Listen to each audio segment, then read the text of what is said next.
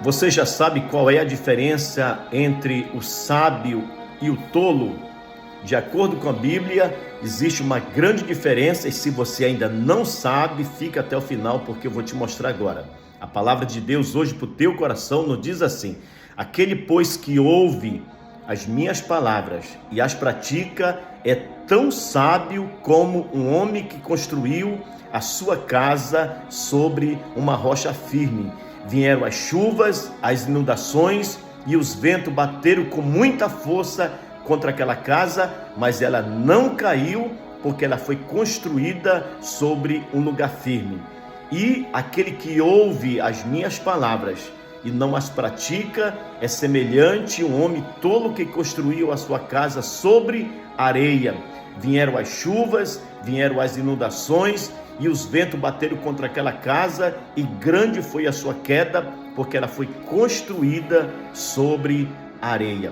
É exatamente isso que a Bíblia vai mostrar, a grande diferença daquele que serve a Deus, daquele que pratica a palavra de Deus e daquele que não pratica.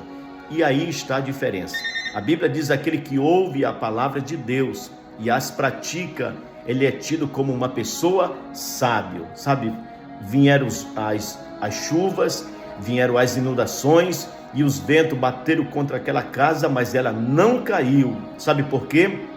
Porque o sábio, ele constrói a sua casa sobre um lugar firme, sobre uma rocha. E essa rocha é Jesus. Sabe, a nossa fé, ela está firmada em Deus. A nossa fé, ela está firmada em Jesus. Nós entendemos que a nossa vida não é só de momentos bons. Sabe, o cristão precisa entender, você precisa entender que os momentos difíceis, que as provas, que as tribulações fazem parte da nossa vida, da nossa caminhada com Deus. É por isso que nós construímos, por isso que nós estamos construindo a nossa vida, a nossa fé sobre Jesus, porque Ele é a nossa rocha. A Bíblia diz que Ele é a nossa fortaleza, o nosso refúgio, e nele nós podemos confiar, nele nós podemos descansar. Mas a Bíblia diz que aqueles que apenas ouvem a palavra de Deus e não as considera, não leva em conta, não pratica, sabe, entra no ouvido e sai do outro lado, não tem reverência, não presta nenhum temor, e a Bíblia vai falar que esse homem, ele é tido na Bíblia como um tolo, e o tolo, ele constrói a sua casa sobre areia. Vem as chuvas, vem as inundações, o vento bate contra esta casa e ela cai porque ela não tem alicerce. É exatamente isso. A Bíblia diz: aquele que pratica a palavra de Deus, aquele que ouve e aquele que pratica, ele é sábio, sabe, porque ele constrói a sua casa sobre um lugar firme, sobre uma rocha firme.